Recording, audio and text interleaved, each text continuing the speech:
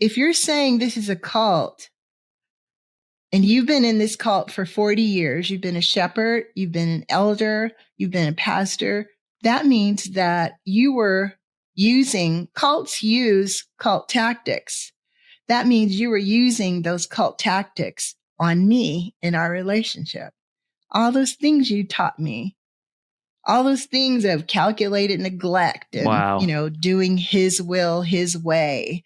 And, he used all those things on me, like personally, like this was how I was in the relationship, was doing his will, his way. And all of this stuff about how Rick had taught him to break him of the pleaser spirit. Welcome to Oops, I'm in a Cult. I'm Scott Barker. And I'm Charity Navalesi. We are former members born and raised in the Living Word Fellowship, and we are here to investigate this organization that branded itself as a Christian church for over 70 years, but turned out to be just another cult. Today we're speaking with Arlivia Fisher, who became a member of the Living Word Fellowship when she met another member on a dating site. She was quickly indoctrinated into the cult, and it took over her entire life. She lost longtime clients and was distanced from her family and friends as she was drawn deeper into the inner circle, even becoming Gary and Marilyn's personal hairstylist. Arlivia shares her experience of becoming lost in a high-control relationship within a high-control group and how that still affects her till this day. Welcome to the whatever podcast this is. Are we going to change the title, or are we good with? We love Oops, I'm in a Cult. What is this podcast about, though, Charity? John Robert Stevens. The Living Word. The Walk. It's cults. It's cons. And corn. It wasn't a regular church like that. I'll just say people from the outside looking in could see that this was not a church. And this was not just a group. This was something else. You're going to watch as two former cult members try to de-dumbify themselves by doing a podcast about the cult that they were involved in their entire life. Thought it was a church, turned out it was a cult. Oh, there's a good tagline. That's what it is. That's it. Oops, I'm in a cult. This is Arlivia Fisher, so welcome. And maybe you could just say a little bit real quick. When you reached out to me on Instagram, you were responding to one of our clips from a previous episode that it sparked something in you to speak about your experience, which maybe you can say why that is a unique perspective that would be really, really fun for all of us to hear. Because how did you come to be a part of the Living Word Fellowship? Well, when I saw the post that I saw was the one that was from Rick Ross talking about, the cult tactics and all of the signs of like coercive abuse. And, a lot of that rang true for me just because of my experience. I was 46 years old in 2010 when I met a man on a popular dating site who was older, and he had been a member of the Living Word Fellowship for over 40 years. So that is how I was brought in. Did he say early on that he was a member of the Living Word? When did you learn about his involvement? How long did that take before you were introed? Immediately.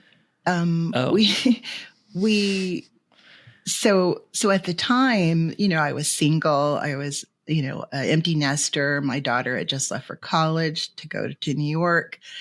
And, I was home alone, and it was like the first time that I had been without her. And, I was in a place where I was looking for, some spirituality in my life. And, I had been in church since I was like 14, and then I fell away in like 2003. But did you backslide, Arlivia? Exactly. So you were looking for God again? Oh, yeah, definitely looking for God. I needed it. My God. So I had in 2009, just had that feeling like I needed to, get out there, date. My daughter's, in college, and she's like, Mom, you need to date, do something while I'm gone, because I don't want you to be alone, And so I ended up, going on the website, and I met him. It was like February of 2010. So, it was right in the middle of feast and all the services. Yeah. Right. So I hit the That ground had to running. be a little overwhelming. Oh yeah. I say that I hit the Living Word boot camp like immediately. Yeah. I was in it. Like Wow. it was like JRS 101, like immediately. Wow. So I had to learn and pick up everything really quickly. The first event that I went to, because I met him like on like the 4th, and then on the 5th is when I went to the Super Bowl party. And well, I'm sorry. Well, yeah, actually, first we went on our first date. First of all, we went the first date on the 4th, and he talked to me immediately about spirituality. I'm not religious, but I'm spiritual and all of that. And so there was like a lot of things that were red flags for me, how quickly the relationship was moving, and just the level of intensity of the conversation and things like that were giving me a little alarm bells. But, I was still kind of like, oh, well, I went for a lunch date, and it lasted all the way till 11:30 at night. Wow. So it was like really long talking and that listening. had to have been, that had to have been really exciting too. Like, right. It was very the red exciting. flags, but also exciting that all that's happening so quick. Yeah. And so he, talked to me about his life, and he did speak to me about his church, and, that he was, involved in his church for 40 years. And, so, I've been in church. So I'm like, oh, okay, this must be okay. It's like, I go to church, you go to church. We're both spiritual. Great. We both were single. We both had children, adult children. So it was like a perfect setup, a perfect match, Yeah. So, I think it was like, it was shortly after the first date, like maybe the next couple of days or so, he had invited me to the Super Bowl party at Rayan House, at the Rayan Street House. So that was pretty interesting. And what were your first impressions? Well, before we get the impressions, because I want to get the impressions that just to clarify, the Rayan Street House was like a resort that was attached to, it was like one of Rick's projects, and it was attached to the church, and it was a part of the church, and it had a bar, and it had a pool with fountains and this like jungle atmosphere, and like it was where all the social events happened. And the Super Bowl party had a big plasma TV up for the Super Bowl, happening there. So this is like your first, and it's kind of like an insider thing too. This isn't like open to the public normally. Right. So, yeah. What were your experiences that first day? Well, of course, the first thing that took, kind of like hit me was like, whoa, this is a church property. It had like the swimming pool, it had the outdoor bar by the pool. I even got to see the underground wine cellar. Oh yes, the wine cellar. He took me down there to meet one of the other people in leadership who was, down there. He wanted me to meet him. So they took me down there, and we had a little, just a introduction chat. But I was very, upon initially going there, I thought, this is kind of cool, that it's a church, but at the same time, it didn't seem like church. And, the only thing that felt kind of off to me was, the drinking and the wine. I thought that was different, right? But but I, in terms of the people that I met, everybody was really nice. They were like, overly like, we love you, pretty much immediately. And, oh my God. Just a lot of like, hugs and, they all asked me the same question, which was, where are you from? And I didn't realize they were asking me which church I was from. Was I from the LA? Was I from Brazil? Was I from San Diego? It was quite startling that every person I was introduced, that was the first thing they said. Oh, so where are you from? And I would say, oh, I'm from LA. And they would look at me like, kind of quizzical. And they'd say like, I've never seen you before. Yeah, exactly. Like, what do you mean LA? Yeah. And I said, oh, they say, oh, you mean over the hill? Or they'd say, oh, you mean downtown? That's what they would say. You know, because everything was very like insular at the Living Word. You know, that was one of my first things that I noticed. There's lots of things that I noticed, but it was interesting that everyone was like living communally. I thought that was unusual for, a church, because my church that I've gone to for like, since I was, I don't know, in my early 20s was, everybody lived in different parts of LA all over. And they might have even lived in Riverside, but they drive on Sunday to come to church. But I noticed that a lot of the members, they bought homes all around the church property so that literally you could walk across the street and the whole block is owned by houses by the members.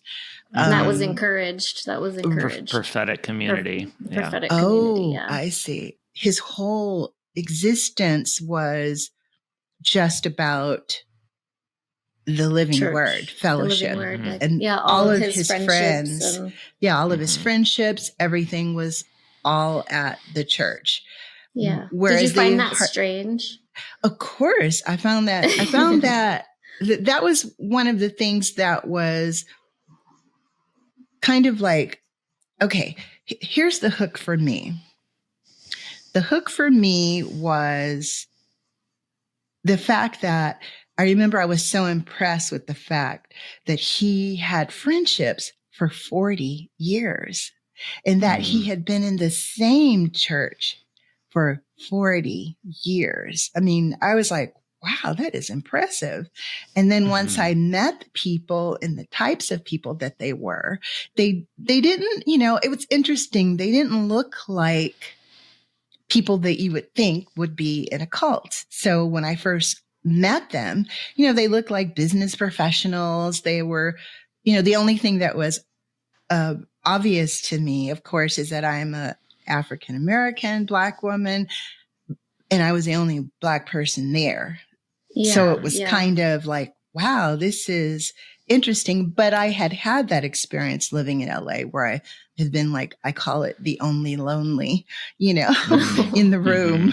And so, so that wasn't like a big deal, but it was also kind of like, oh, wow. Okay. This is a church and, we like to go to church. So I thought, well, why aren't there any other Black people here in the church? Maybe like one. I think there was like one young girl that was like in the school who would come to services. And I was like, oh my God, I'm so happy.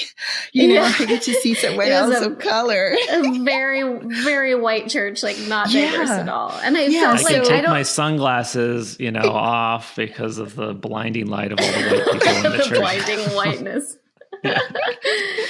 Did you find too that people didn't know how to relate to a person of color? Because I, even as a white person, was like, would sometimes notice that about other members. Like they didn't have a clue how to relate to someone who didn't look like them and would say inappropriate things. And exactly. I had that experience with Marilyn.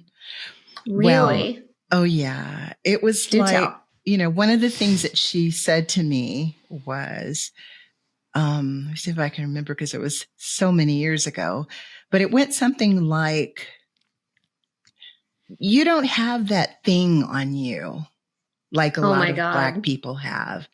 That's You don't awful. have that thing on you. I wasn't carrying this spirit on me that was like I was uptight about being around white people or uptight, the uptight thing. Cause she was in her 70s when I met her. So she was using like a lot of, that hippie lingo.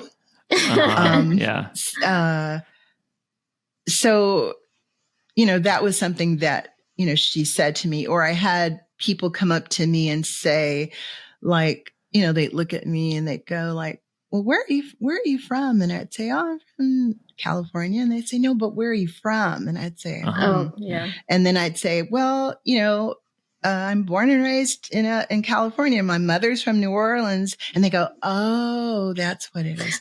Yeah, you don't look, I said, but I'm black. I'm black. And they'd say, well, you don't look black. I said, no, I'm black. You don't, they said you don't look black. Yeah. Typical white people bullshit. Yeah. And it was like, it was like, I was used to that because everywhere I go, I get some kind of word like, oh, you're so exotic, or you don't look black, or, oh, I'm surprised I didn't know you're black. But other black people, know that I'm black. It's like, I'm brown. Look at my skin. Right. Okay. Yeah.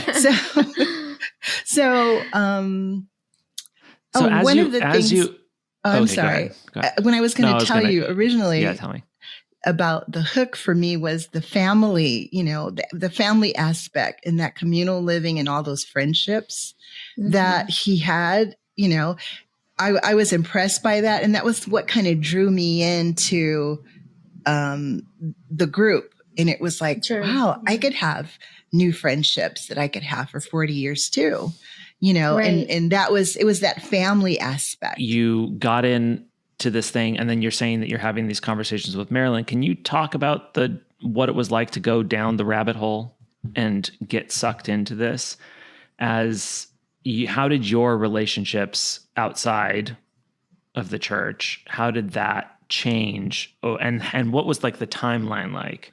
How long did all of this take? Yeah, it was pretty intense. I mean, okay, where should I start? What's the first part of it? She was saying when you were off that the big draw was the family aspect. Sense of community. Yeah, the community. Yeah, that's a good word to use. So the big draw for me was the fact that they were, that everybody had been together for, so many years, and like I said, they seemed like, just like bunch of business professionals. They didn't seem like, and their children and their grandchildren and all of that was really great. The draw for me was the fact that, they all lived around each other. That part was kind of strange that they lived, together. And that they also had, that there was, I guess I'm jumping ahead because there's so much I want to say about it, but it was strange to me that they would have children who were, 14, 15 years old. They would leave their home and then move in with another member of the church. Right. Like a spiritual mother and father. Exactly. Which was not done in any church that I've ever been in. You were never told to go and move in with another family in order to, cut the apron strings or, break your parental bonds, which was what, was happening. One of the things that happened soon for me, because I did hit the ground running in February. It was like February of 2010 when I met him. So I went to Super Bowl party. Then I went to Purim because that was in March. And then I went to Passover at Woodland Hills. They had a big, I guess it was a Seder dinner, big Shabbat thing. And then I was going to Shabbats on Friday night. Then we went into the it was the Purim play. That's what it was. Cause I thought it was weird that everybody was dressed up in costumes. I was like, what is this? Did you find it strange that like a Christian Haman? Yeah. Yes, Haman and Mordecai, Did you find it odd that a Christian church was celebrating traditionally Jewish holidays? Yes, absolutely. Yeah. I found that strange. I mean, that was one of the things that, was very different, like learning to read the Haggadah and, all these things, I was like, So here we are. I met him in February, and here we are now in April. It sounds like, you start dating somebody, and it's more than just dating. Yeah. This church is now quickly becoming your church. This world is quickly becoming your world. Like, it sounds like very quickly. Yeah. That's what I call the indoctrination.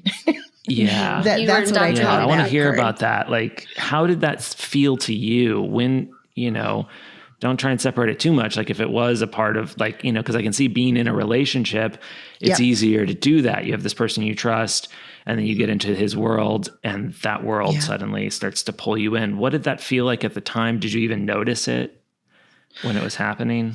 Oh yeah, I did. Because I was very, I went through like a period of, where I was like physically and mentally exhausted because I wasn't sleeping.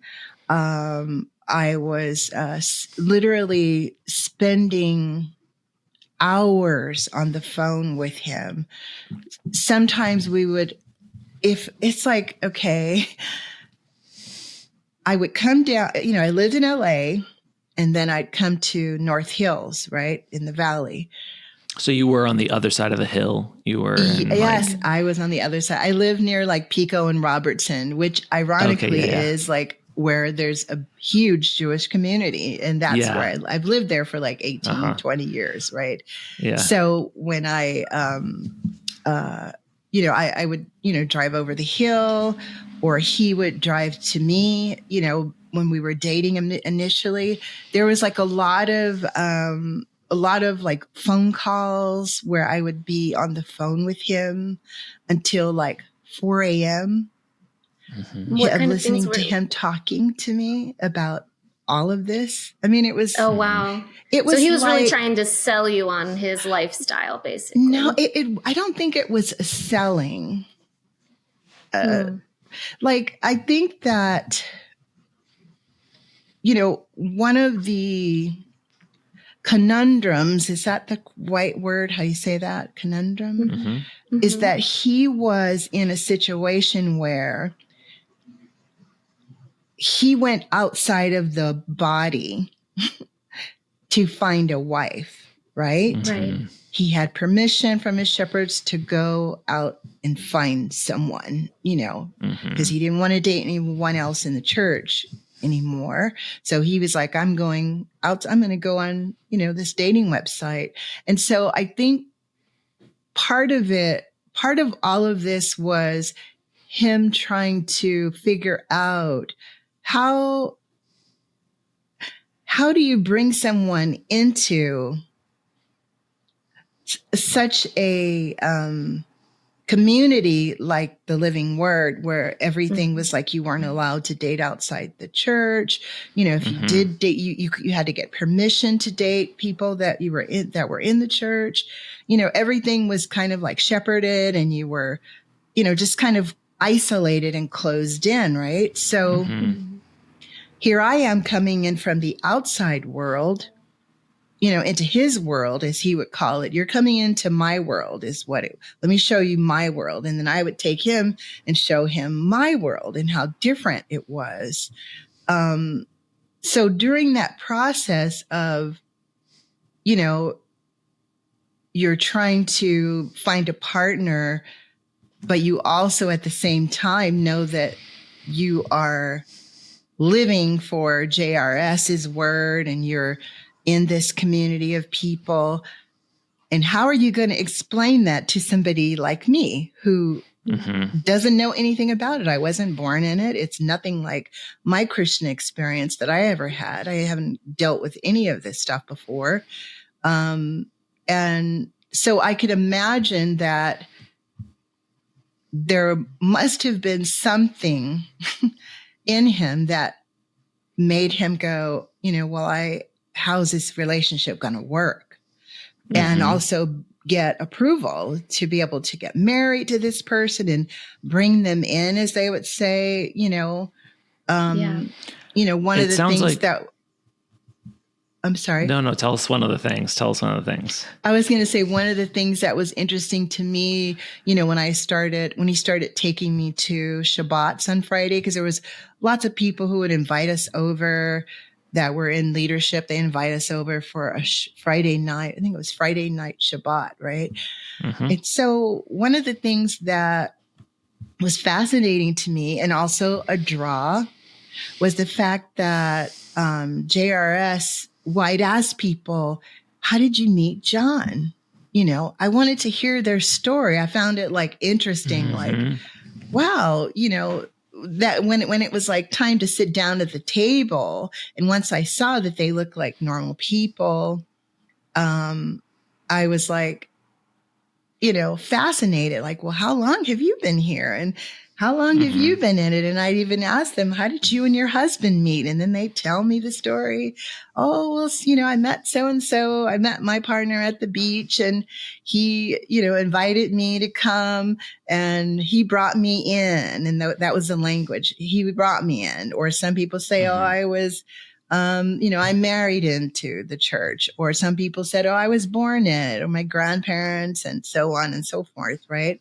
Mm-hmm. So everybody had a story about what it was like meeting him. I call him this big Santa Claus bear of a man. It was during a lot of the videos that I saw were of him when he was in the big Hawaiian shirts.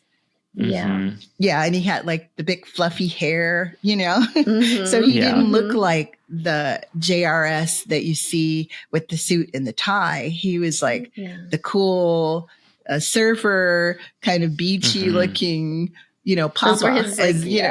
Right? Papa John Papa style, John type. not Reverend John. That's when he went from preacher to guru. Exactly, from preacher to guru. And so pretty early on, I was listening to all of the tapes. He was he had a huge library in his house of, tapes and this week's and all the books and everything. So when we would have these times, there'd be times when I would be at his house for a date, right? This is in the very beginning, the first 2 days of dating him. I went over, and he had left his wallet in my car on accident, on purpose, I think, for me to see him again the next day. So I brought him his wallet, and then I ended up talking with him till 4 a.m. Right. And we're sitting on his couch, and I look up, and the sun is coming up. It was bizarre. Wow. And it was kind of I felt like I was in a bubble, because the conversation was so intense. Was it about church related about the things? Church? It was about really? It was about the church, and it was about the church. And he'd ask me about my life, and he talked to me a lot about John, and there was a lot of really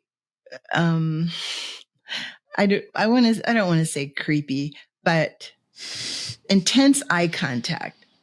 I mean, that was something that I noticed that was unusual for me, was the intense eye contact. And because I was such a shy person, I noticed when people would meet me, they had this beam of light coming through their eyes at you, we love you, these big, Yes, that's the Holy Spirit. That was the Holy Spirit. That was the Holy Spirit coming through. No, I agree. That's that there was an intensity a lot. And I think a lot of people that followed John and were dedicated to it for so long were, passionate about it, to stay up all night and talk about it. Plus he needed to onboard you, get you up to date. And it sounds like you were a really good student. Even some of the lingo and stuff that you're using now, you passed flying colors with so much of that. I'm hearing how it happened, and this is all within a few months, right? No, you're at the feast. It was weeks. This was all weeks, because it was all February. Wow. Well, can you give us an example? Because you did kind of give us the overview of showing up and getting involved in there. Is there anything in there that you're specifically thinking about that, like, or maybe you have it written down where like you started to get sucked into it more than you were your own life? Was there like a moment that you feel things kind of started to drift to where like you became all encompassed in the living word? When I would be at his house and we'd have these it would be like long phone calls, like hours long conversations on the phone. And then the dates would be hours long, like I said, sometime till 4 a.m. And once I was there till 1 a.m. at his house talking. And so quickly from the first time I met him, February, I was never apart from him. I was with him or talking to him, or even at work while I was working, I'd have an earpiece in my ear while I was doing hair. He was always constantly in my ear, my ear, in my head, or I was in his space. Every day, I was with him from February 4th, 2010, all the way until I left and got divorced in 2017. And then I left the church 2018. So it was, when I say it was quick, and I laugh and call it, the Living Word Boot Camp. Because it was like that. My friends. So initially, first it was my family. I was my daughter, my daughter and I, she is my heart, my rock. We're very close. And immediately, of course, for her, she was like really excited that I had met someone, and she was feeling really happy about the fact that, oh, you met someone so great. I'm in New York. I want somebody to be with you. I don't want you to be alone. And so, initially it was like good, and this person was, my friends were meeting him, and my girlfriends were like, wow, he seems to be really into you, like, this is good. He's cute, and okay, this could be something, right? And then my family met him, and, there was some reservation because I was so engulfed with him from the day I met him. I was never apart from him. Like every day. It wasn't like you date someone, you have a date, then you might see them next 2 weeks weekend. later. Yeah. Or the following weekend. No, it wasn't like that. It was so intense. And that's how I got like exhausted at work. And my clients were noticing that I was like on the phone all the time, and that I was changing. My personality was changing. I was always kind of like I was introverted, but I wasn't this happy. I got like extra happy, and I was telling my clients I was doing the same thing that was done to me. I started love bombing my clients, saying, love you, I love you. And they were like, what? What do you mean, girl? I would finish their hair, and instead of saying, okay, bye, I would be hugging them and saying, I love you, love you. The little living word thing they'd say is love you. And they'd give you a hug. I was doing that to my clients. I was doing that to my family. I was doing it to my daughter, but I was doing all this with this intense eye contact. Like I'd never really like sat and talked and looked at my mom dead in her eyes consistently without breaking the stare, and that's how I would have conversations I started having conversations with everyone. Were they concerned? You had friends and family that maybe expressed concern? Well, so here's the interesting part is like my mom and my family knew that I was in a cult, right? They said something's from not like the beginning? Well, yeah, because it was like, the way I was behaving, I was all of a sudden this super religious person when I wasn't that way before. I was always, in the word at, my church, but it wasn't like this. This was like a whole nother level. And what did they say to you? Well, they never said anything to me, but after I left and once I was out of it, then I found out that it was like, oh yeah, we could tell, but we were told like, don't say anything to you. Like if you have a family member that's in a cult and they had concerns, right? So they had either read online or something. I never asked them, well, who told you this?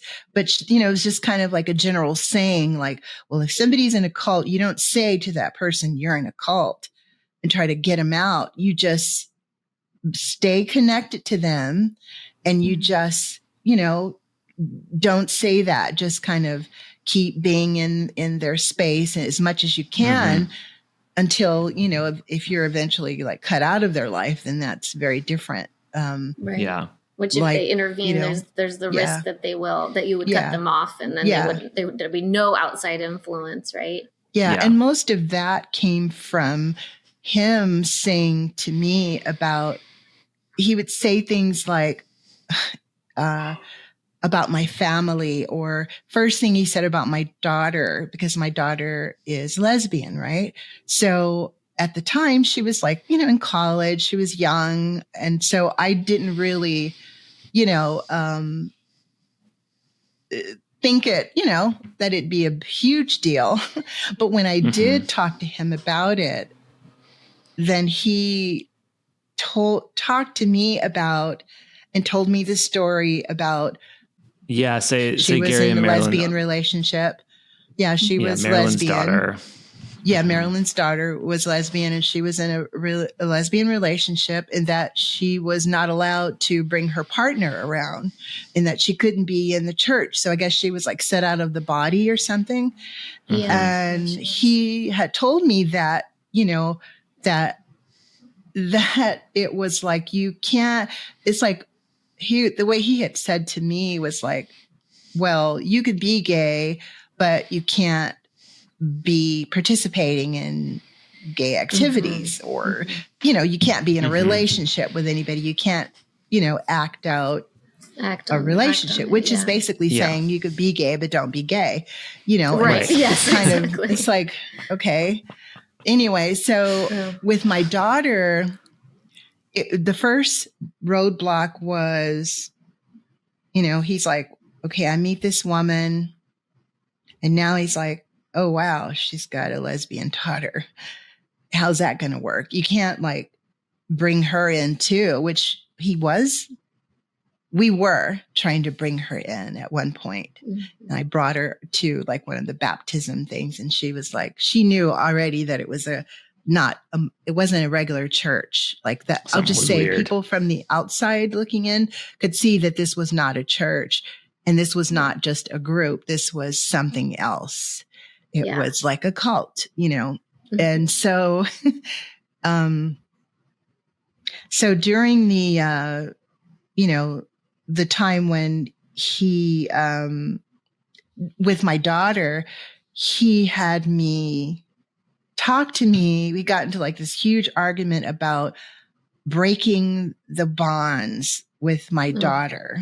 Wow. Typical. Like, living word shit. Yeah. And I'm a single mom. This is like my daughter. It's like, what do you mean breaking the bonds with my daughter? It's like, well, she's got an independent spirit. And, or he would say, he'd always say to me that you're so goddamn independent, like we have to break that, you have to change that. There was like so much. You weren't submissive enough.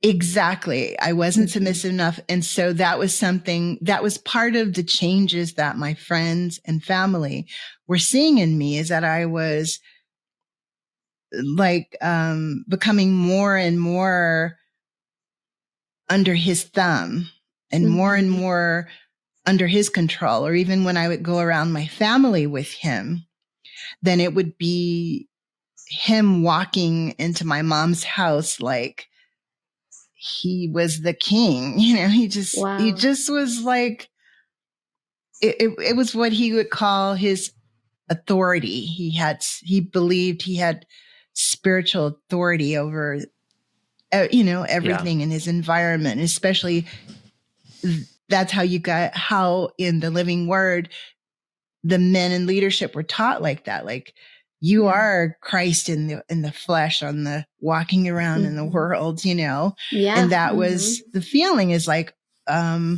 you're like on a better level or a higher level, where at one point, we went through a thing where he was like, you have to get on you have to be on my spiritual level. You're not on my spiritual level, because there's like this upward realm, I guess, that goes up and up. And I needed to get on that level. And, even though I was like, well, I've been a Christian for a long time, and I live, my life in a certain way that is Christian. And, I'm not like about being a Christian, perfect and things like that, but I'm not a holy roller, but I do treat people with respect. And, I live in a way that is holy or whatever. Yeah, but that wasn't the point. So, it wasn't about being holy or Christian or moral or any of that. It was about, like you're saying, like reaching the higher levels and being more dedicated and being driven for the cause, and like knowing the secrets. And for you as a woman and as a wife, part of that is submitting to the authority of the man. And if you can give him you can feed into his power, then that will bring you up with him. But it has to be directed at him. Yeah. Yeah. And that's exactly, what happened over a 2-year period, because I dated him for 2 years before I got married to him. So how did that 2-year marriage process work? Gosh. How did you get approved for that? And that was really rough. I mean, it's like, seriously, the dating process, I still have a little PTSD from that. But because I remember there was one point where I was so stressed out with getting it right and being everything that he needed me to be, and being, be Marilyn, just be Marilyn. They'd say that sometimes, just be Marilyn, just be like her, just follow, give yourself to G&M, or give yourself to, the leadership, or to, the LA pastors, just press in, everything was all about that. And I remember I got so, stressed that I started having severe panic attacks. And I remember this is when I was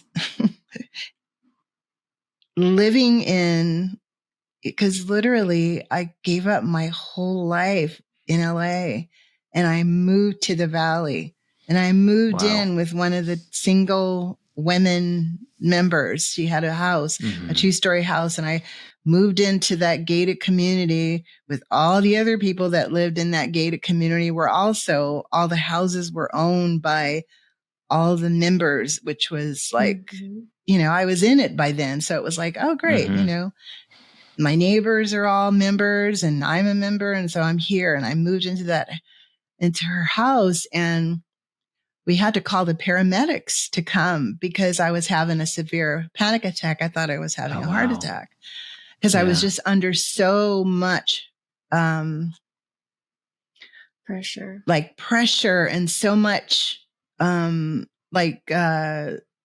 indoctrination process, which is what I look at it now and go, after being in like, the cult recovery group, it's like, I can, in listening to your podcast, I'm like, wow, I can really see the whole picture now. Because it was like, it was so much pressure to change. That was the thing. He would be like, first it would be like, you need to change the way you speak to me. You need to change that. And you need to change it like, so that you're not, so that you're not putting me down, as he would call it. It's a put down. The way it sounds like you're like in your voice, it sounds like you're putting me down, but so there was this level of him. There was this level where he needed to be, the boss. He was in control. He controlled what I ate, where we went, how I dressed. I mean, it was like everything. Mm-hmm. Like I went through this whole period where I, changed my diet because of him, because I wasn't eating the way, how everybody in the Living Word would eat a certain diet. Like when they were all doing the McDougall diet, or they were all doing, they would all go to naturopath doctors, or it would be like we would all go to, Whole Foods. We were all shopping at Whole Foods, or you were like, drinking water that Marilyn said was like the best water is like Fiji water because it's like purest, or alkaline water. It was like all this stuff I had to like get in. I had to get in there and kind of become. I was like that. There was even like this week, I think, that was called Becoming, or the Unwrapping. There was like all these different this weeks that I remember when I even heard Marilyn's Girls Turn It Off for the first time.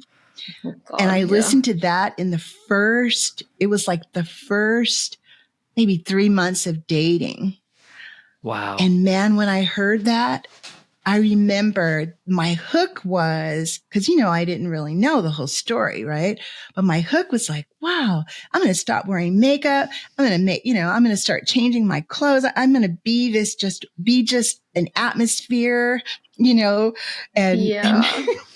be just an atmosphere, and not give off, keep my spirit in my shoes, and not, give off this energy of being flirtatious to men or manipulating men with your, your voice and your smile and eyes. Just be just be zero with the rim rubbed out, right? With the rim rubbed out. So I was, right. Did he, your ex, ask you to listen to that message? No, well, it was weird because this time remember, like I was with him every day, every single day. So then in that process of being with him, like every day at his house, or he would drive down to my house, there was this, I'd be sitting on the floor looking at all this week. So I became curious, and I was curious with, like I said, the fact that he had all these friends, and it was like a big family. And, I thought, gosh, I could be part of this too. And even if it was like the relationship didn't work, right? That was my big question, was like, would I leave? Wow. Would I leave? Do you think you kind of bought into the idea that there were secrets and answers in all of this that made you wow. Yeah, absolutely. I bought into it like immediately, because it was so constant and so intense. And so much of like, well, I could get married to you, but you're going to have to change, is what he was kind of the concept. Oh yeah. That there was constantly things like, if you don't change, then this relationship is over. That's lots so abusive. Lots of that. If you don't change, and this relationship's over. There was a lot of like, things like one point he told me that he told his roommates, like he would leave my house and be like, it's over. Because if she doesn't change, this relationship's over. Like, so it was constantly me having to change, but not him ever having to change. Right. Yeah. And what kind of things, like, is it about your independent spirit? Things like that? A lot of it was about my independent spirit. A lot of it was about like, it was like, now I go fat shaming, because he's like, well, if you don't lose weight, I eat a healthy lifestyle and you don't really eat a healthy lifestyle. I remember him being a pretty big fella. Exactly.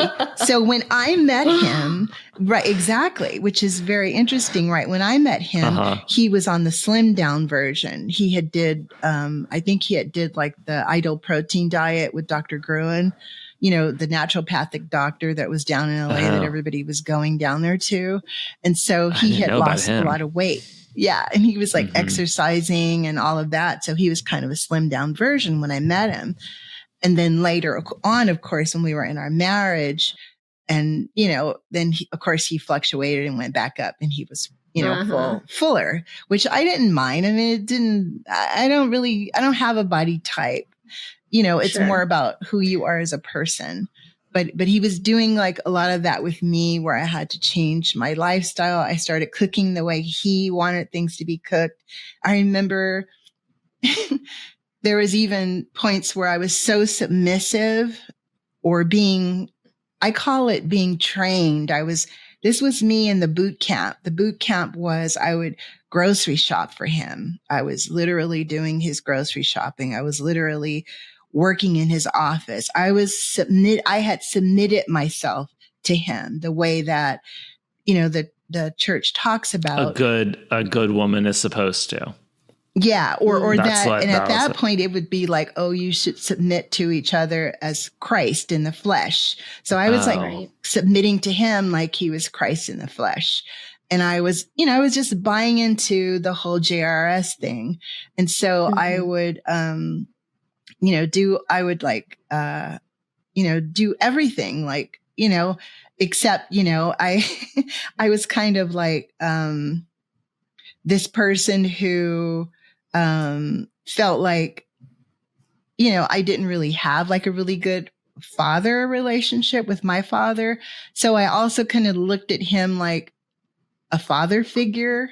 So I would it was easy for me to just fall in line because I never had that kind of father. Yeah. And he was like a really good father to his daughter, but it was like, who was in the church also. So it was like, I was getting reparented, like in a therapeutic way. You hear people talk about in therapy, you can go through a process where you might need to be reparented if you live through like a lot of trauma. You were doing that. You're doing that with a relationship. So in my head, I was like, exactly. Yeah. I was like, well, wow, on one level, this is stuff that I need. And, I do need to lose weight. No, I do, I was kind of like putting myself down in a way and believing a lot of the lies that he would say to me. Right? That's the tactic is just to break you down, make you feel like you're not worth anything unless you do what they want you to do and how they want you to do it. And it sounds to me like, he caught you at a really vulnerable time in your life where your daughter had just gone to college and maybe you were feeling like that sense, that void. And that's the perfect time for like a cult to swoop in and be like, look, we've got all the answers for you. You'll never be lonely again because you'll have us. But here's what you got to do. It's XYZ, change everything that you are. But then you've got people. Yeah. And you've got all the answers. And relationships can be a lot like cults. I mean, cults are like toxic relationships, but with a lot more people. And it sounds like you're having like both of those things happening at the same time. Like a relationship that is just in and of itself is a problem, but it's being backed up by this whole cult belief system at the same time. It's like a mini cult within the larger cult, which, is the best type of cults. That's really interesting. All of this stuff. What you told us a little bit about your business and how you were a hairstylist. How did all of this start to affect that for you? Well, of course, because I was spending so much of my time with him, every day, it became like, I was like revolving around him. Like I was orbiting around him the whole entire time. So all of my time was I was always in the valley and I was always either at service because I hit the ground running fast.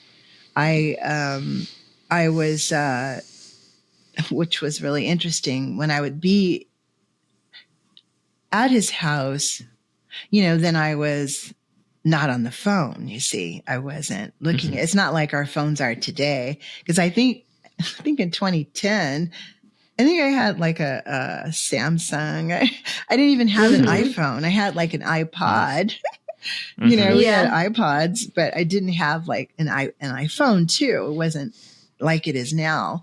So if I got like messages or thing, I'd turn my phone on mute. That was the other thing, because it would be like if my phone was ringing or distracting from us or from me being with him, then it was like, I turn it on mute just to be respectful, so that I'm not like constantly looking at my phone, because then I'm not focused on him, right? And what he's saying and the whole it doesn't thing. sound respectful. That sounds, it's disrespectful to you, because if you're trying to like live a life and like run a business. Run my business. Yeah. Run my exactly. business. Because I was like very independent. I was, I'm a hairstylist for 30 years.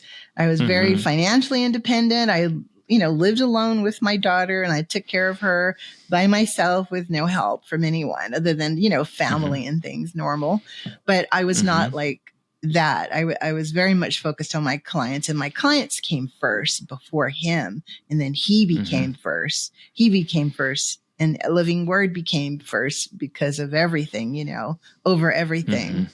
So when I would be over there, I wouldn't I just kind of poo-poo my phone. And so then that would also push clients away. They had also saw me changing. So then I start losing clients because of that, because it was like, I called you. Didn't you get a message? And I'd be like, no, I never even heard my phone.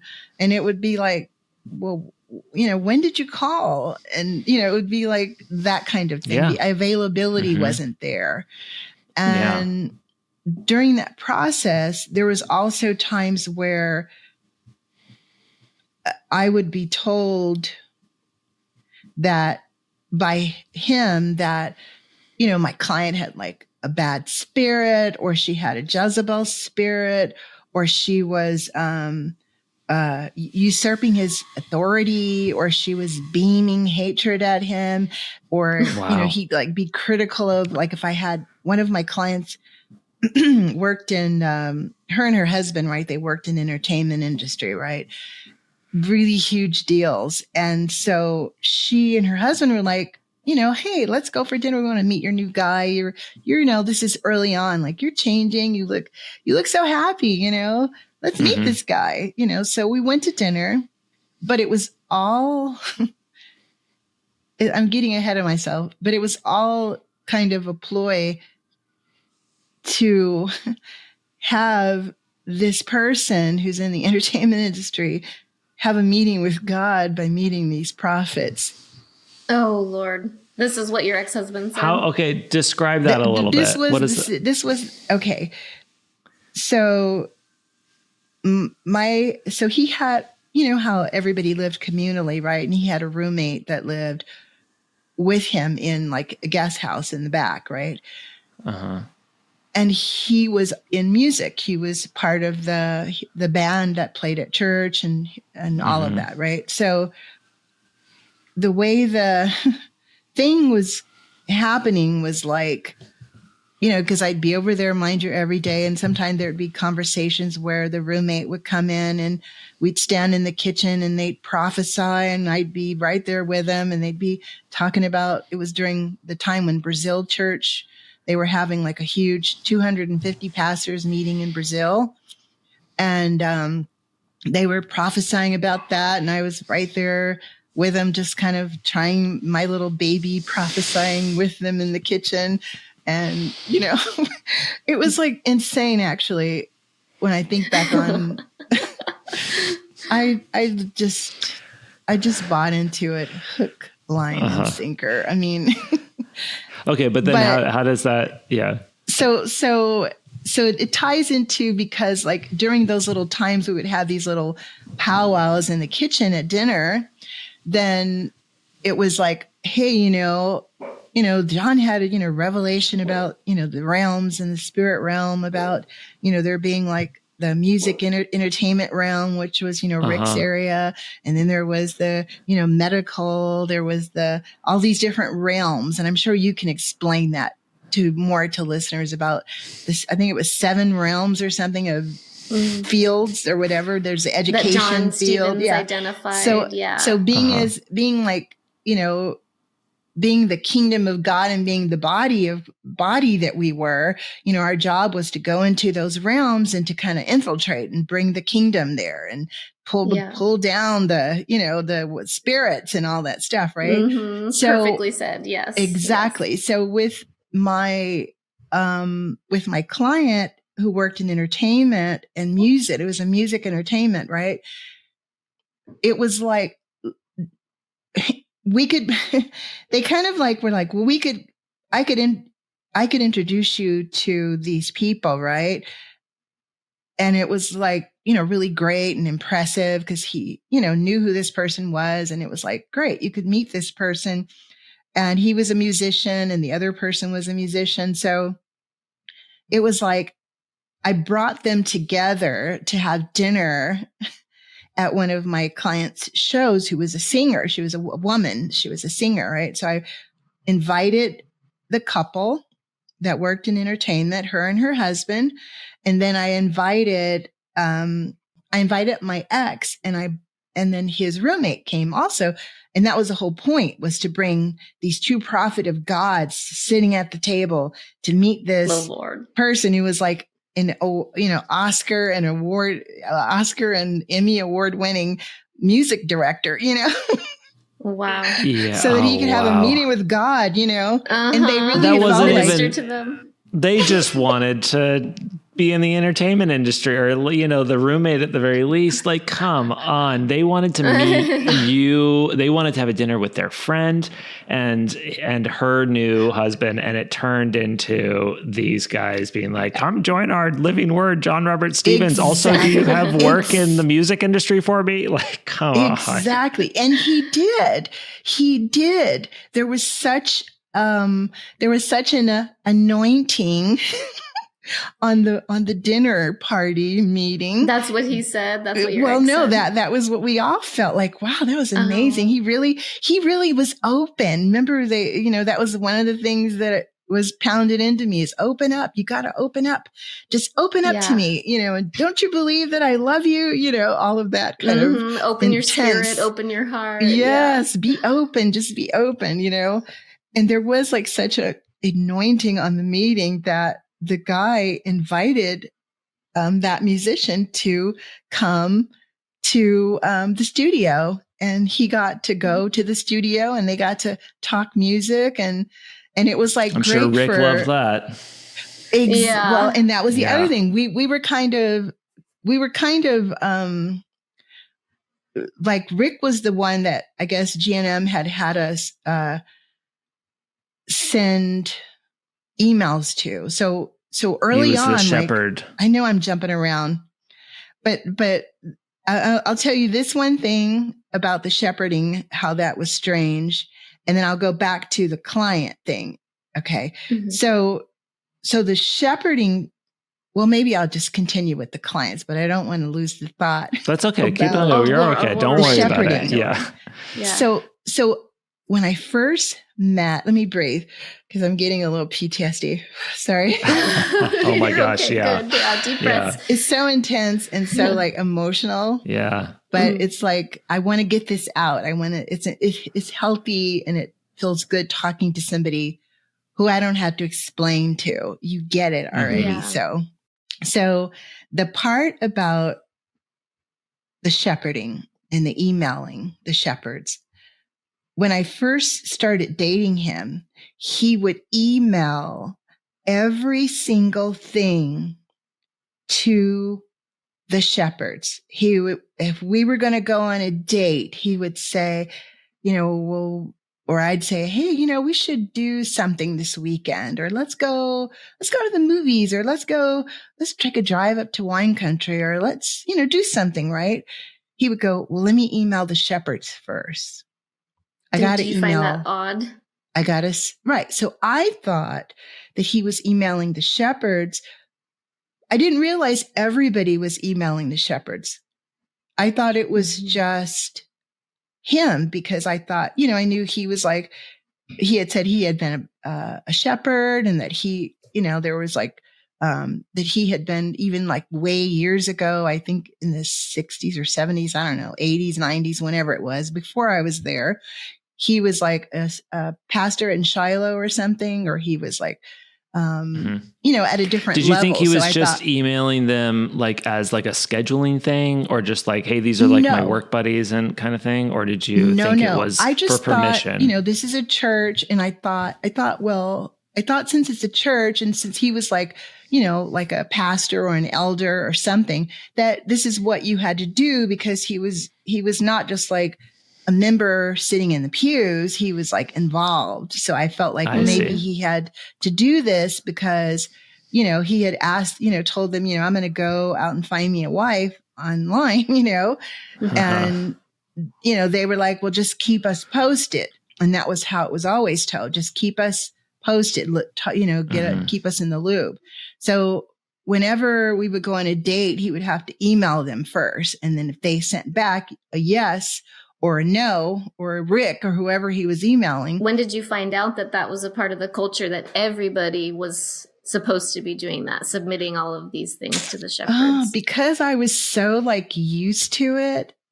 I don't even remember how I felt when I found out that everybody was doing. I think just from being in the intense relationship with him, and all the changes that were required of me to change. Like every week I was changing, every month I was working on myself to change and be more, submissive, and be more given, or be more everything, that I don't even think I even realized that, that part, like, oh, everybody does this, it was just like, I knew by then, I already knew.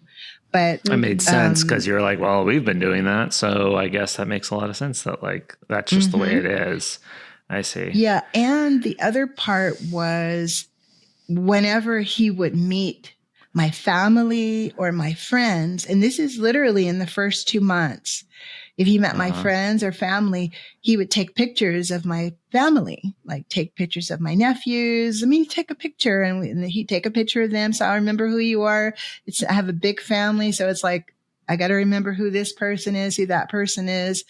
And he'd take pictures of everyone. And then he would submit that to the shepherds to say, this is He would send the pictures to the shepherds? He would send those pictures. Oh yeah. Because I think that they were asking because Marilyn asked me to send photos of my parents, like my mother and my father and my family. That's weird.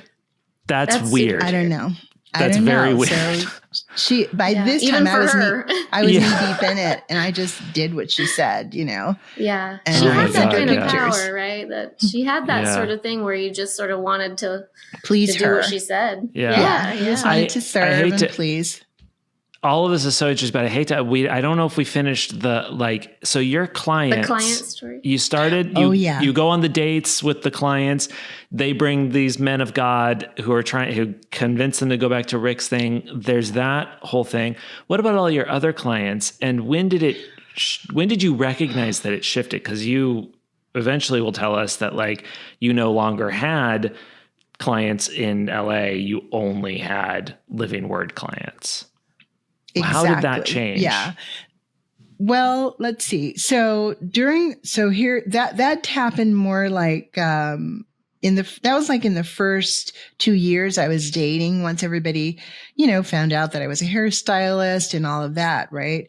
And then of course, because he was having such negative things to say about my family, negative things to say about my clients when he did meet them, that it was like, I was like, well, I guess I just won't do that person anymore, or I'll just, because they were Jezebel back off. or they had bad spirits, or he would have, physical signs in his body, that thing where they have, a right side and I'm having a pain in the left side, headache. This is hatred being at me, or there's the right side energy, and the elemental spirits. I can tell you where I got a pain after hearing all this, but,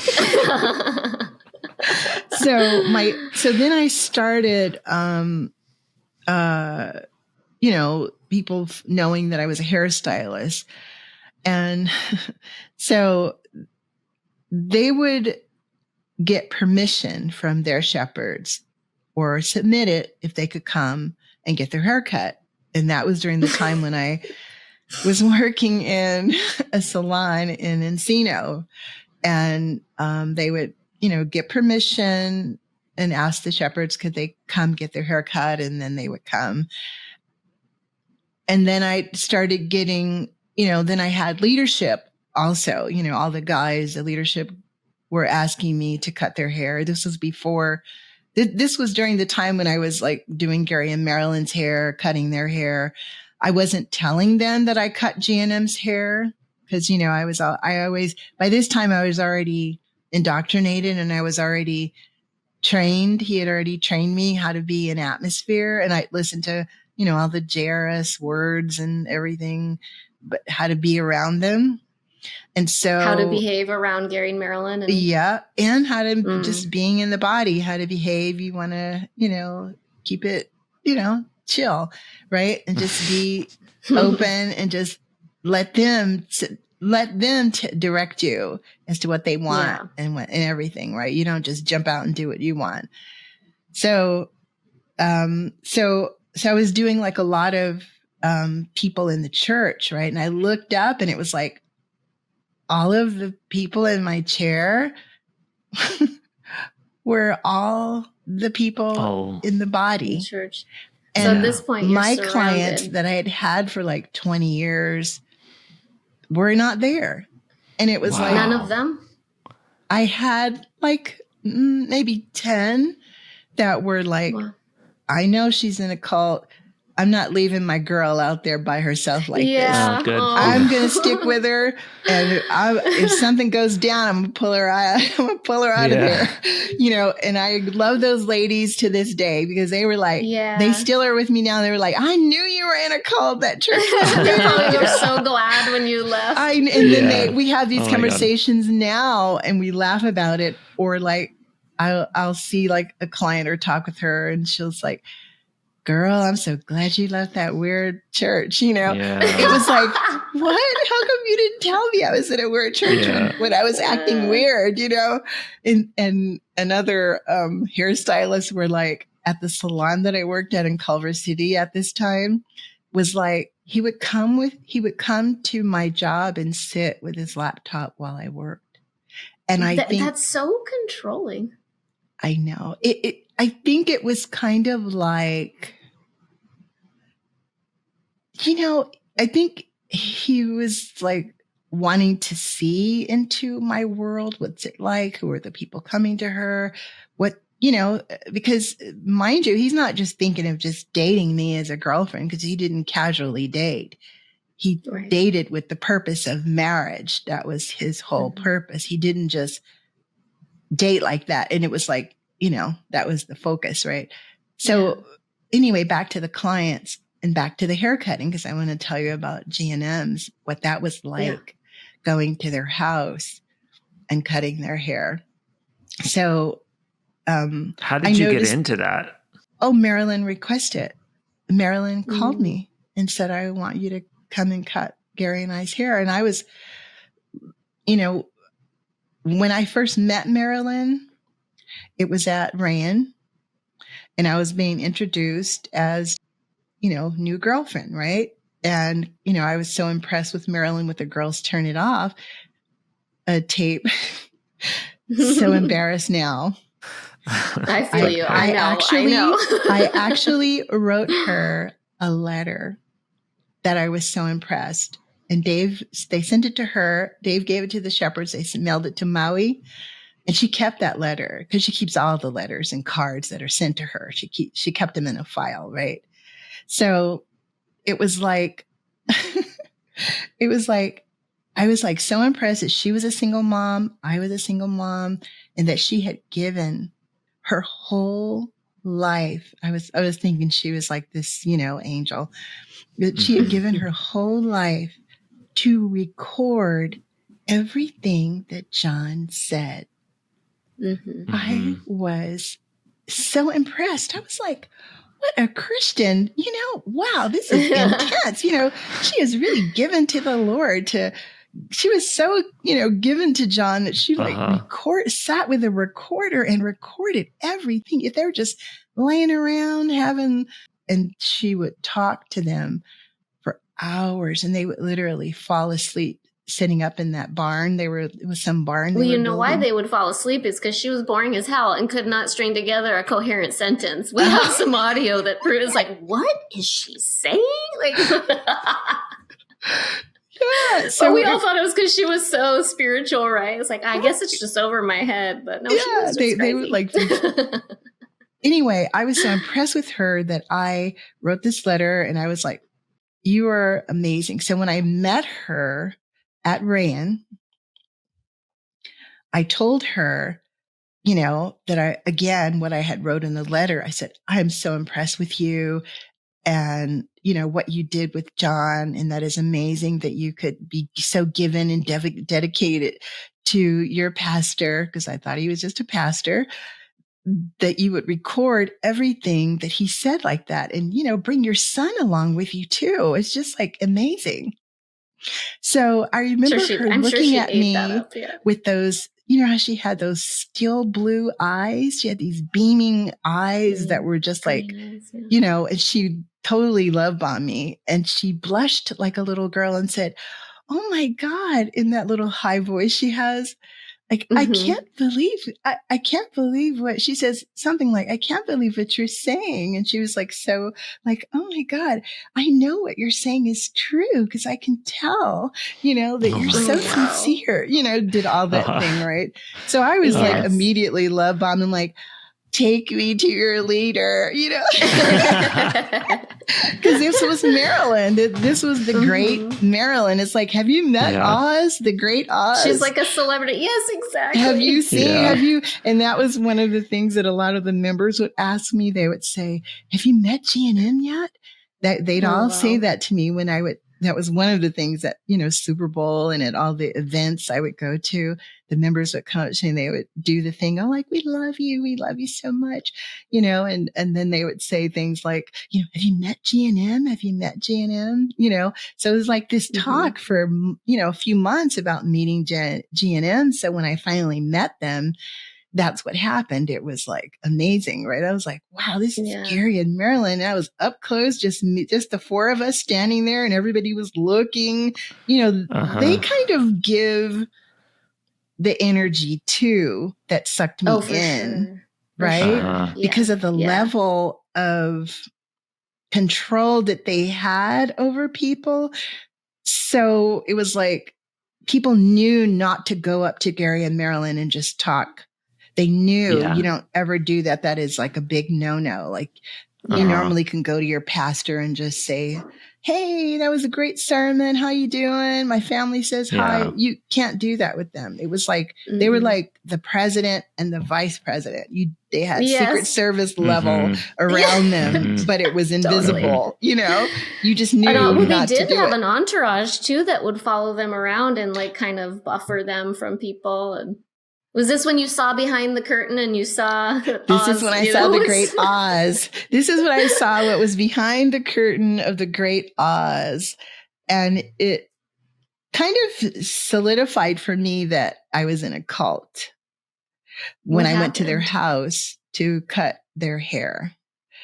Marilyn had left a voicemail, I want you to come and cut Gary and I's hair, blah, blah, blah.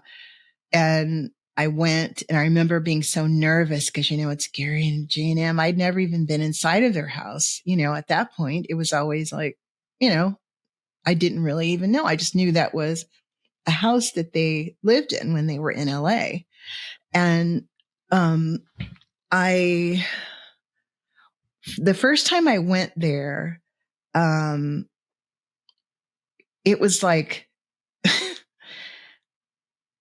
it was weird because, well, I guess I shouldn't say it was weird. It was a different experience from what I'd ever seen before with any, pastor, when I got to the house for the haircut, I was shocked that one time when I was there was leadership's wives that were, and husbands that were like working in their house like servants. They were they were G&M's servants. They were like so submitted and so given to G&M that they were doing their laundry. One of the guys was doing the laundry. One of the women that I looked up to, she was like watering plants. One of the ladies was like cooking the food. And it was kind of like seeing the inner workings of what goes on when they're not up on that podium when they would come to service. It was like, this is what their world looked like. Mm-hmm. And I remember one point, Marilyn even like humiliates one of the wives and she says, "Get your spirit right." She says that to the girl.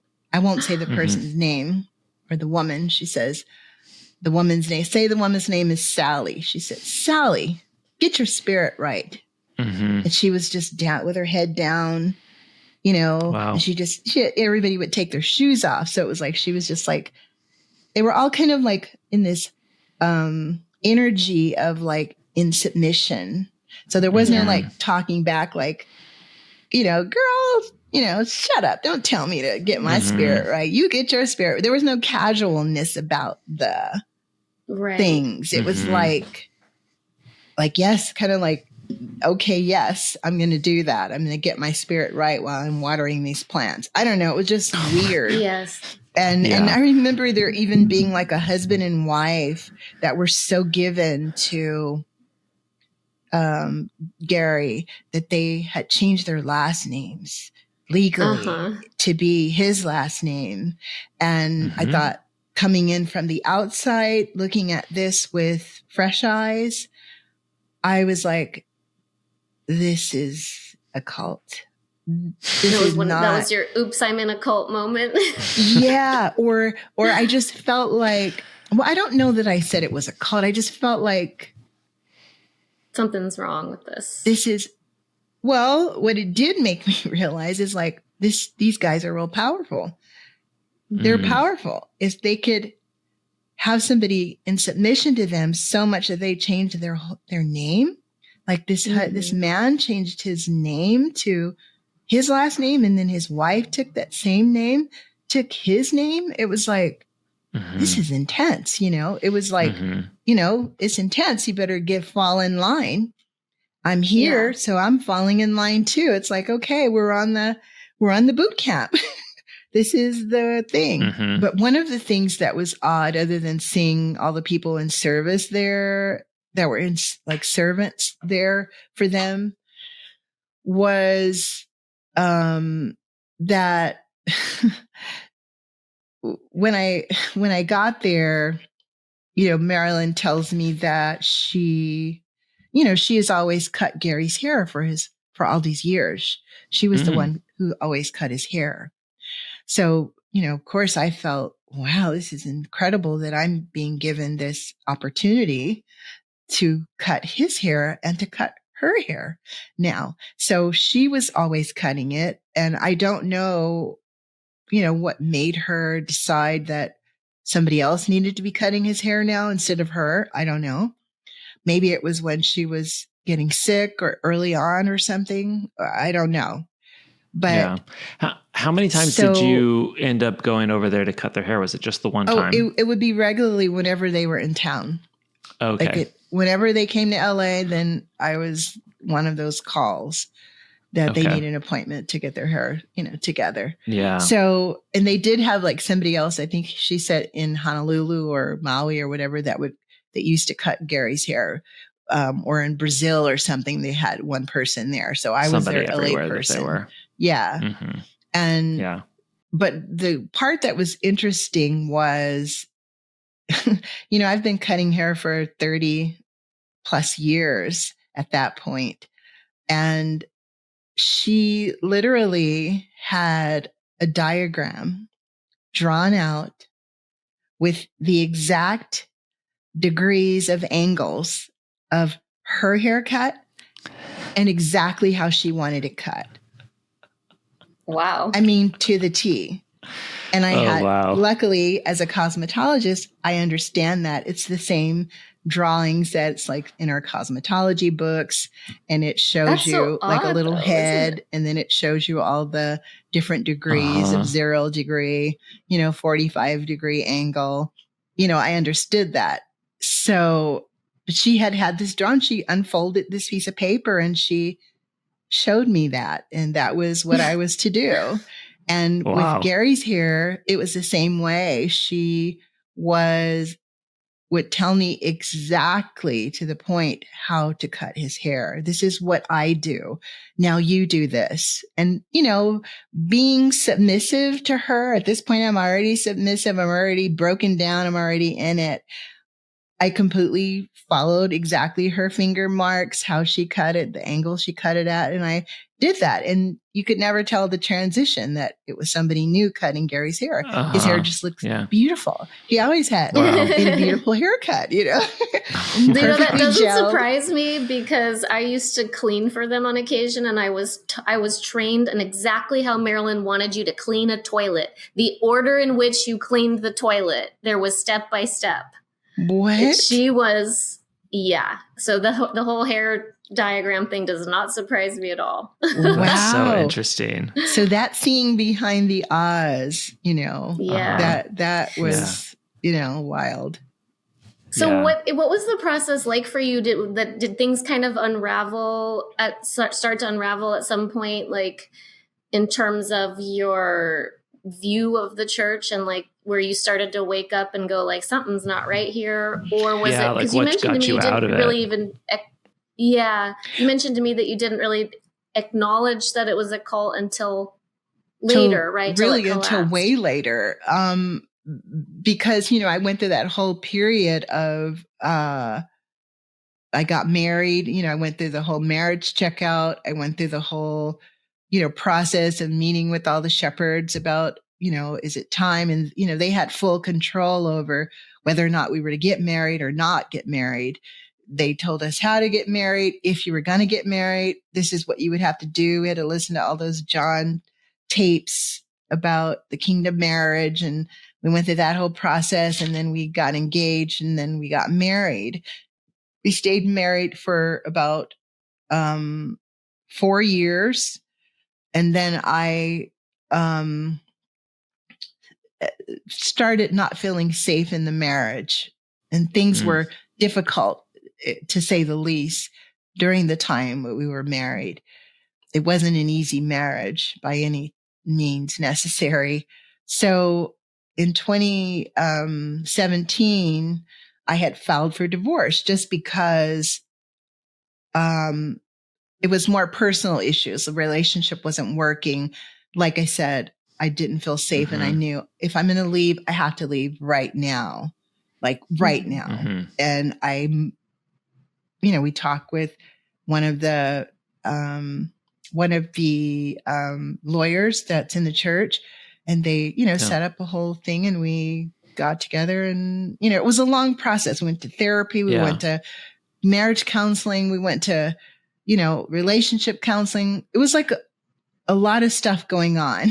So after seeing all these therapists and it just was still like not working, it was still not working, but never ever realizing what the real problem was, that it was really this whole process of how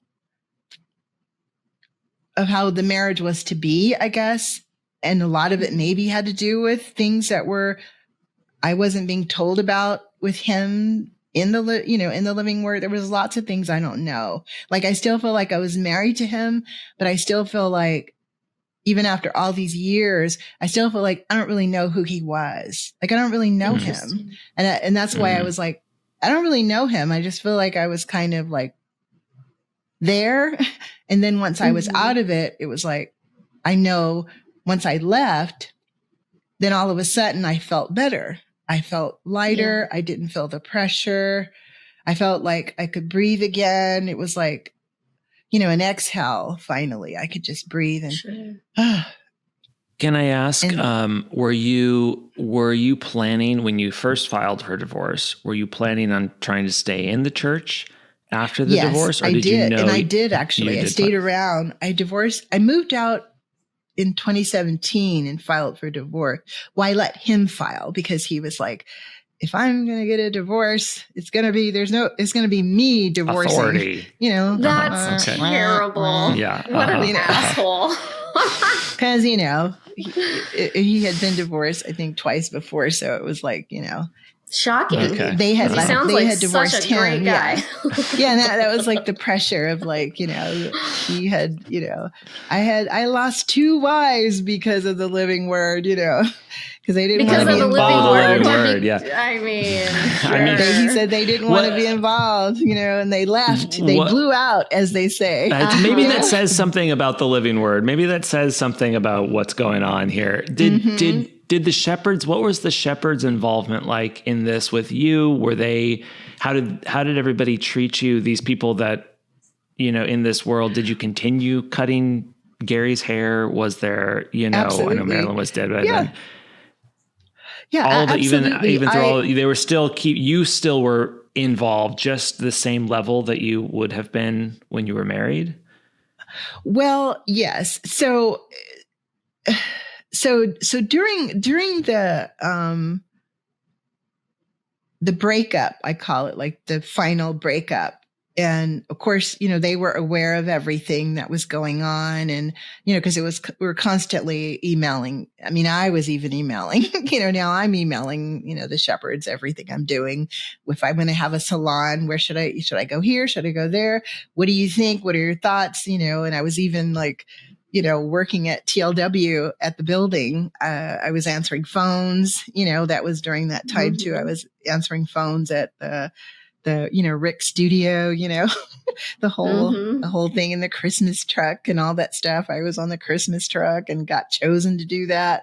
There was like a lot of that kind of stuff going on. So you were in it. Yeah. Bona fide Living Word member. Good job. Yeah. I was fully in it. And I enjoyed it. It was like when it was happening, I was like, this is great. My new family, I got new girlfriends and, friendships for life. That's what I thought. But once I left, once I got a divorce and I filed for divorce, or I let him file for divorce, then it was like the relationship was, done. But it wasn't like, we weren't a contentious divorce. We weren't fighting. Mm-hmm. We were still friends. And the part about all of this that was really kind of sad in a way is that we were still in love. I did love him. Like he was somebody that, I met him and I, fell in love with him. And then I fell in love with the living word, and then I became, this was like my whole new family. And then all my clients and it was like all of the people themselves. I still love all those people. I miss all those people. I miss like a lot of those girls who are in my chair. I miss, and, it's like, especially the younger girls, like Leandra, I used to cut Leandra's hair and, all those, Rayan house girls that lived in their house, and I loved them, so when I left the marriage, I didn't leave the church. I still was going to service, like after I divorced. And like I said, it was like at that point, once we were divorced, I felt like I needed to, find another church home because I felt like I don't want to be here. And then, he brings a new girlfriend or start dating someone else. And then I'm sitting there and, he's got a new wife. So I ended up leaving in like, I kind of like tiptoed and start disappearing in about maybe like 2018. I start kind of going out and thought, well, I'm going to take a break. I'm not with him anymore. So then now I'm feeling freer. My spirit feels more free to kind of, see what else is out there. And I went to Church on the Way that's in Sherman Oaks. And that burned down to the ground. It was when they had a fire, and then I it literally burned down. Literally burned burned to the down. ground. They had a fire and it burnt. So I was like, oh God. Of course, I felt like I left the church, and now the bad things are happening that happen to people. What kind of sign is that from God? If like, yes, you try a new church and this one burns down, it's just quite the omen. It really was like that. It was like, oh my God, this is what he said would happen. And he said, if you leave, you're going to lose your walk with God. He would tell me that. And he would just say like, I'm going to always be in your life. Even after we got divorced, he said that. I'm going to always be in your life. Like, I don't want you to lose your walk with God.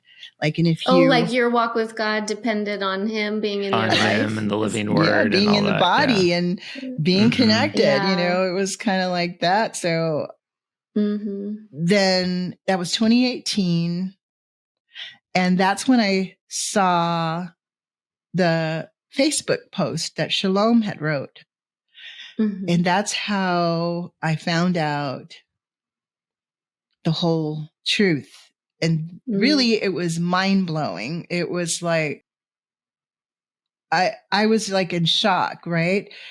As I was reading all the comments, and it was, over 4,000 comments. I think at that point, it was like over 1,000 comments, like 900, 800. They were coming in week after week, all these comments of people telling their story about how their experience was.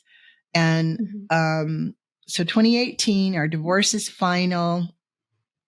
I'm not talking to him. I don't talk to him at all, other than like maybe once or twice. I might have said, "Oh, Merry Christmas." And then he'd say, "I don't celebrate Christmas, remember?" Because even though they don't celebrate Christmas, they had the most amazing Christmas truck parade. That was even on TV, Channel 5 News every year would have Rick on there, and he'd be like racking it up for the living word. But they'd never say it was a church. They'd say, "Don't tell people it was a church." We couldn't say that it was the living word. Yeah, they would say that to us. Don't tell people it was a church. Just say it was a group, So, but I didn't talk to him. And then he sent me a text saying like, "Oh, did you see the Facebook post?" And I said, "Is it true?" I text him, "Is it true?" And he says, "Yes, it's true. It's a cult." Wow. That shocks me. That shocks me that he responded that way. He said that. So when he told me, yes, it is a cult, then that's when I was furious, because I was like, wait a minute. If you're saying it's a cult after when I asked you in 2010 if this is a cult because of some stuff I read online, he had denied it and said, "Oh no, that was years ago. It was some court case John was involved in Iowa. It's not a cult, but we're not like that anymore." He told me that. Right. This is when I was first dating him. And so now we jump to 2018. Now that Shalom's letter's out, I ask him, "Is it true?" He says, "Yes, it's true. It is a cult." And I got furious because I'm like, if you're saying this is a cult and you've been in this cult for 40 years, you've been a shepherd, you've been an elder, you've been a pastor, that means that you were cults use cult tactics. That means you were using those cult tactics on me in our relationship. All those things you taught me. All those things of calculated neglect. And, I have like a whole bullet point list of all the tools and techniques that you said.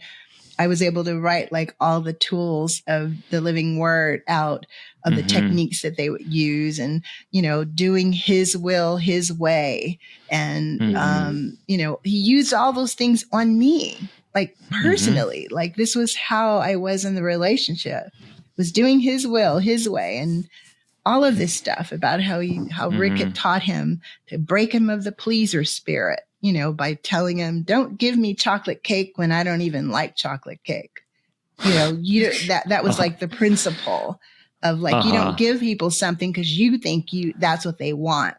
you give them what they want their way. You don't just serve somebody the way you think they want to be served. You serve them their way. So it was like, that's how much I had been engrossed and changed in this whole thing.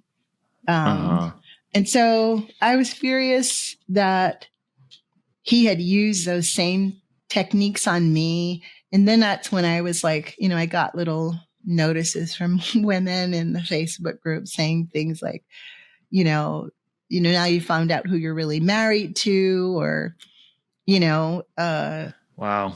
One woman, says, he was such an asshole. He was always an asshole. And I'm really sorry that he put you through all of that. And I'm thinking like, wow. Yeah. I think that's when I realized it really became real to me that I was in this thing, that I had been in a cult. Me. Blew my mind. It's pretty interesting. Like, I think that people who haven't gone through that experience kind of wonder, like, well, how could you have been in a cult and not realize you were in a cult? It's surprisingly easy to not realize it.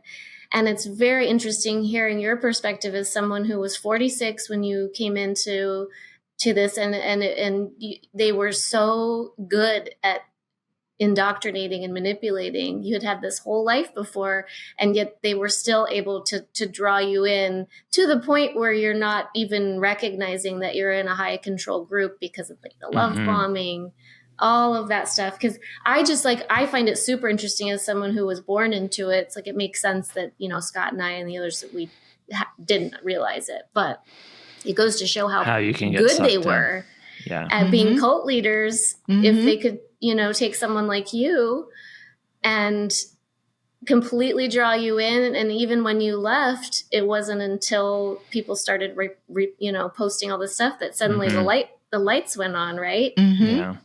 It was the same experience for you as for some of us. Yeah, it's the same thing. Like you're saying, that's what the talent of the cult. It's like, there's so many layers to it, but the personal experience or personal relationships are what make a cult and what allow it to continue, because that's how they can get really into your brain and really control you.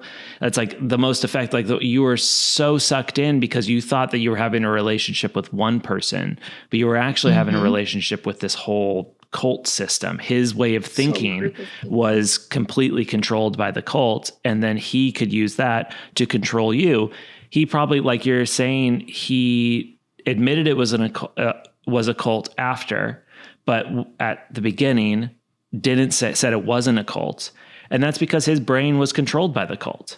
And maybe he had an opportunity later, to snap out of it a little bit and be like, "Oh, it was a cult," and it's like that is the way that it all works and why it works so well, and how you were able to get right into the middle of it, and you're cutting Gary and Marilyn's hair. That some people who had dedicated their whole lives to the cult would have never been able to have that level of access to them. It's because they knew they had you. They had you good because they had, you were one of theirs.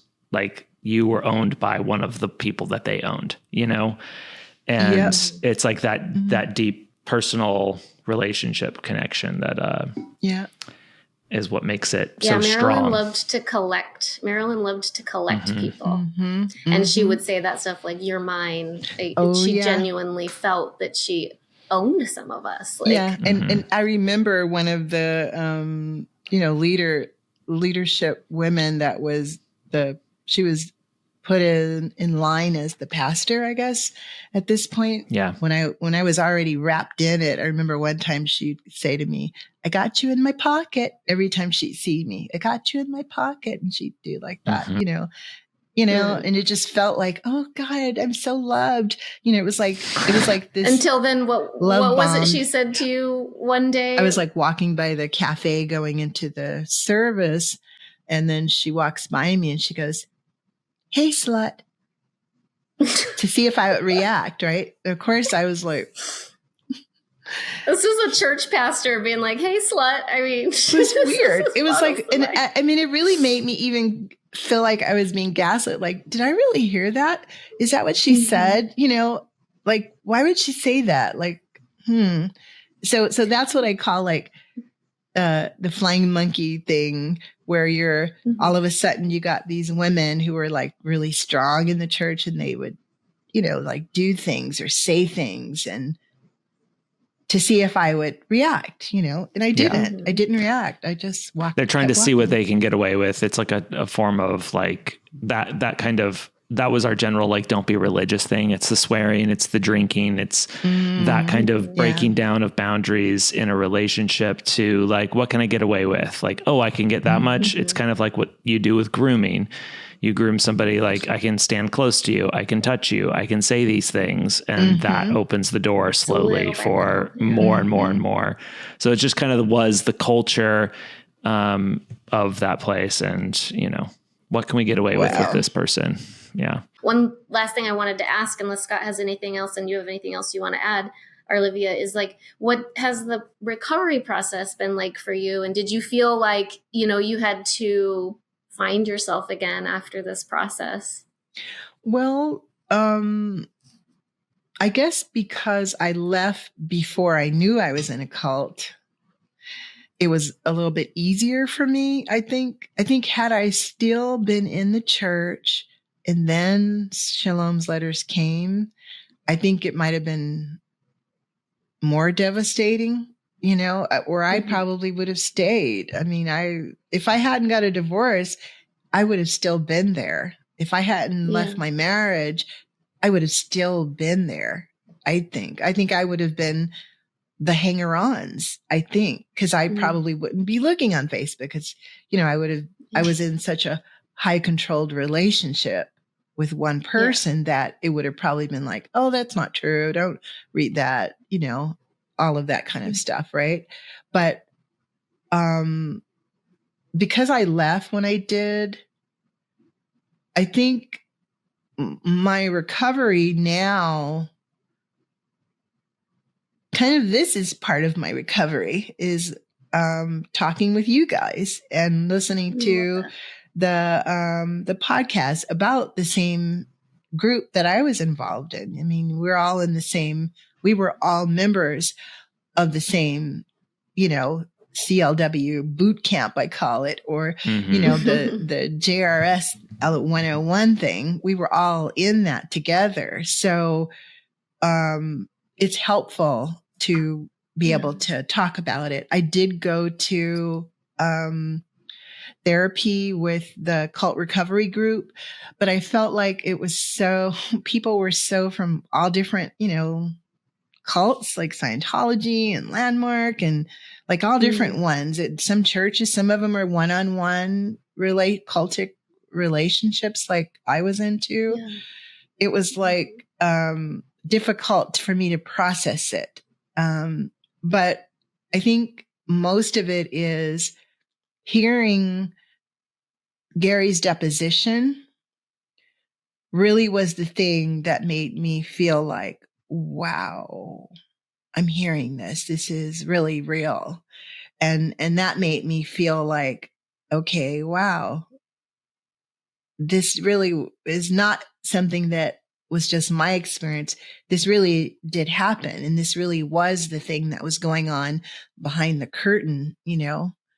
And I think I'm still recovering. I don't think I really have fully recovered, Even today, this is like, it feels good talking about it, but it's also like my mind is still blown. I still don't feel like I'm fully recovered. Sure. But it's good to talk about it, because I've always been like that kind of person who's therapeutic, minded, so I'm glad that we did this, so, and sorry, Scott, that, I'm so like rambly. Well, no, it's great. It's so amazing. I think you have such an interesting insight into all of this and the way you've processed it. The statement that you said that you think that you would still be a part of this if you were a part of it when Shalom's letters came out, like that you were that far into it that that wouldn't have been enough to break you out, or maybe you wouldn't have read everything that there was to read. I think something about you choosing to leave, to recognize I am something outside of this. I deserve better in your personal relationship. And then following that, having the freedom to go explore other ideas and that kind of stuff shows that it does make it easier when then you find out, oh, that place was all bad and all these terrible things. You're like, oh, well, I've already made the decision that it was bad for me. So your personality is less tied to, like, who you are is less tied to this thing. And it's less devastating for people that didn't have that opportunity to say, oh, this thing is not me first. It makes that revelation almost harder or more devastating when Shalom's letters come out or whatever. So, and for you to be able to recognize that, I think shows enough that like you really got that, like it's really good, that you've been able to see that. It's really cool.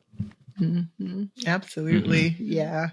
And also I wanted to tell you this, and I think I probably told you that in chat, that I used to cut your mom's hair and how sweet and wonderful she was. Yeah. She was one of my favorite people, Oh, really. That's sweet. Thank you. I know your dad and all that too. Thank you so much. Good. Thank you so much for coming on. This was really, really interesting, and appreciate, your vulnerability in coming on and sharing your story. And it's just like, I just hope that you continue to peel back the layers of in your process of like recovery, and just know that you're an amazing person and you survived a very difficult thing. Yeah, thank you. So we all did. Happy. Yeah. We really all did. So yay for us. Thanks for listening to Oops, I'm in a Cult. Please rate, review, and subscribe on Apple Podcasts, Spotify, and YouTube. Follow us on Instagram at Oops, I'm in a Cult Podcast. Support us on Supercast by visiting our website at oopsiminacult.com to subscribe and receive exclusive bonus content. Or email us at oopsiminacult@gmail.com. Take it easy and don't join a cult.